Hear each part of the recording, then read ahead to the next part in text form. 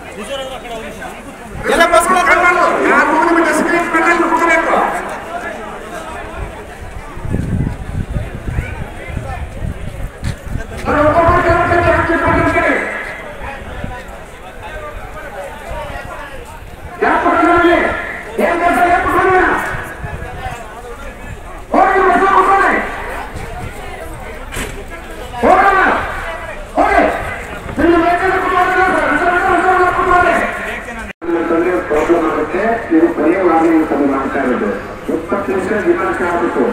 ಇದು online update ಮಾಡಬೇಕಾಗಿರೋದ್ರಿಂದ ನಾವು ಪ್ರತಿಯೊಂದು ಮಾಹಿತಿಯನ್ನ ಕೆಂಪೂರಲ್ಲಿ ಅಪ್ಡೇಟ್ ಮಾಡಬೇಕಾಗಿರೋದ್ರಿಂದ ವಿನಾಕಾರಣ ಯಾರಾದ್ರೂ ಉಳ್ಕೊಂಡ್ರೆ ಹಾಗೆ ಕಳಿಸ್ತೀವಿ. ಯಾರಾದ್ರೂ ಒಂದೊಂದು ಪಾರ್ಟಿ 2 ಪಾರ್ಟಿ ಬಸ್ಗಳನ್ನು ಕಳಿಸ್ಬೇಕಾಗುತ್ತೆ. ಆಮೇಲೆ ತಾವು ಪಶ್ಚಾತ್ತಾಪ ಕೊಡ್ತೀರ. ದಯಮಾಡಿ ರಿಕ್ವೆಸ್ಟ್ ಮಾಡ್ಕೊಂತ ಇದ್ವಿ, ಯಾರು ಅನಾನುಕೂಲತೆ ಮಾಡ್ಕೊಳ್ಳೋದ್ರೆ ಬೇಗ ಡಿಪಾರ್ಚರ್ ಆಗಬೇಕು.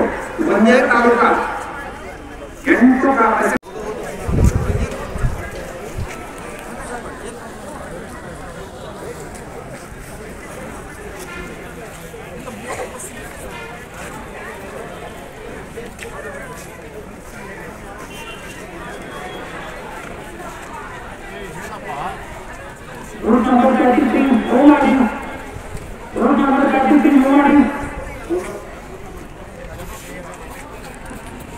ಎಲ್ಲರಿಗೂ ಒಂದು ವಿನಂತಿ ಇದೆ.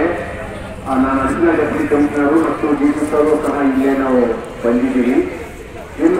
ನಿಮ್ಮ ಬಲವಂತ ಸ್ಟೇಜ್ ಬಲವಂತ ನಾವು ನಿಂತ್ಕೊಂಡಿದ್ದೀವಿ.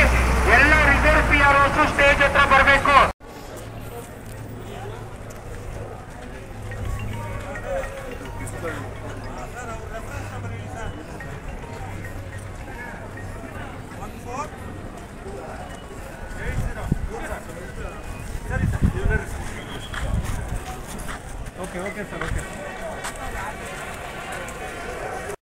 ಪೋಲಿಂಗ್ ಪಾರ್ಟಿಯವರು 90% ಎಲ್ಲೂ ಹೋಗಿಲ್ಲ. ಅದನ್ನ 20 ನಿಮಿಷ ಟೈಮ್ ಇದೆ. ಬೇಗ ಡಿಪಾರ್ಚರ್ ಆಗಬೇಕು. ಅನೌನ್ಸ್ ಯಾರು ಮಾಡ್ತಾರೆ ಬೇಗ ಹೋಗಬೇಕು.